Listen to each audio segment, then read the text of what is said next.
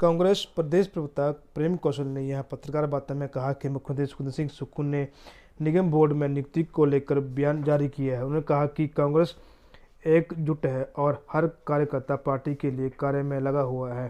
प्रेम कौशल ने कहा कि भाजपा के कार्यकाल में भ्रष्टाचार को लेकर जो घोटाले होते रहते हैं, इसमें सबसे बड़ा घोटाला खनन माफिया, स्टोन क्रशर, चैन बोर्ड, पेपर लीक मामले में, पुलिस भर्ती लीक मामले में, करोड़ों रुपए की क्रिप्टोकरेंसी घोटाला, जिसमें भाजपा शासनकाल के अधिकारियों और कर्मचारियों को भी पैसा लगा रहे हैं, जिसमें जयराम सरकार की ओर से इसका अभी तक पता नहीं चल पाया है। प्रदेश के बहुमोजे पार्टी के अनुराग सिंह ठाकुर से पूछना चाहते हैं कि उन्होंने मोदी सरकार के समक्ष यह आपदा को लेकर आर्थिक सहायता पैकेज देने की मांग को लेकर कितनी बार मुद्दा उठाया है।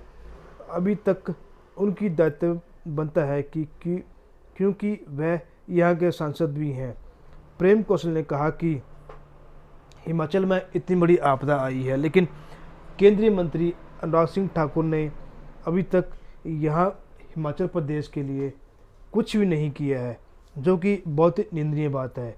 और जयराम सरकार यहाँ के मुख्यमंत्री थे, उन्होंने भी कुछ नहीं किया है और उनके कार्यकाल में काफ़ी सारे घोटाले हुए हैं। मुख्यमंत्री की तारीफ अनेक संस्थाएं, वो विश्व स्तर की भी हैं, राष्ट्रीय स्तर के ऊपर भी वो भी कर चुकी हैं। और भारतीय जनता पार्टी की भूमिका उस डिजास्टर में, उस त्रासदी के दौरान जो रही, उसके ऊपर मैं ज्यादा नहीं बोलना चाहूंगा। आज वो किसी से छुपी नहीं है। भारतीय जनता पार्टी के नेताओं ने उस त्रासदी का राजनीतिकरण करने में कोई कसर नहीं छोड़ी और नायक बनने के चक्कर में खलनायक बन के जो है वो उभर के आए भारतीय जनता पार्टी के नेता हिमाचल प्रदेश के अंदर उस डिजास्टर के दौरान।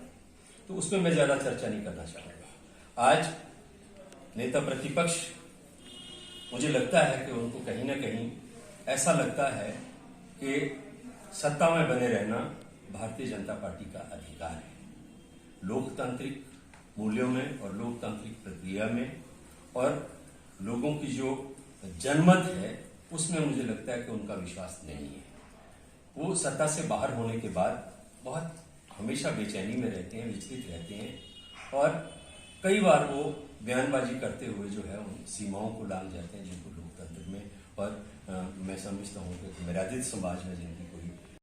भारतीय जनता पार्टी जिस तरीके की भाषा का इस्तेमाल करती है, उसी भाषा का अगर मैं इस्तेमाल करूं तो एक वर्ष जिसको कहते हैं भारतीय जनता पार्टी को सत्ता से बाहर हुए, जो बारखी जिसको कहते हैं, वो भारतीय जनता पार्टी की 11 तारीख को होने वाली है। और हम एक चीज स्पष्ट करूं, कांग्रेस पार्टी की सरकार 11 तारीख को जो आयोजन धर्मशाला में करने जा रही है, हम किसी प्रकार का जश्न नहीं मना रहे।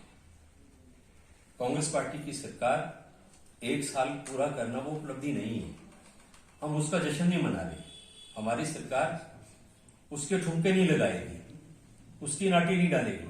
हमारी सरकार ने 1 वर्ष के अंदर प्रदेश के अंदर जो काम किया है, उसका रिपोर्ट कार्ड जो है वो प्रस्तुत करेगी और आने वाले जो 4 साल का शासनकाल कांग्रेस पार्टी की सरकार का है, उसमें क्या आगे करना है कांग्रेस पार्टी की सरकार ने, उसके ऊपर जो है वो प्रकाश जो है वो डालने का काम हमारी सरकार करेगी।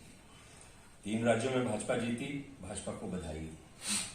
हमारे राष्ट्रीय नेतृत्व ने भी जो जनता का फतवा है उसको स्वीकार किया है और भारतीय जनता पार्टी के नेताओं को और मतदाताओं को, भारतीय जनता पार्टी के नेताओं को बधाई दी है, मतदाताओं का धन्यवाद किया है। लेकिन एक चीज मैं कहना चाहता हूं कि लोकतंत्र में, प्रजातंत्र में, जहां हार और जीत 2 पहलू हैं, मैं समझता हूं कि जो विजय प्राप्त करता है उसको उस जीत को, उस विजय को शालीनता से स्वीकार करना चाहिए।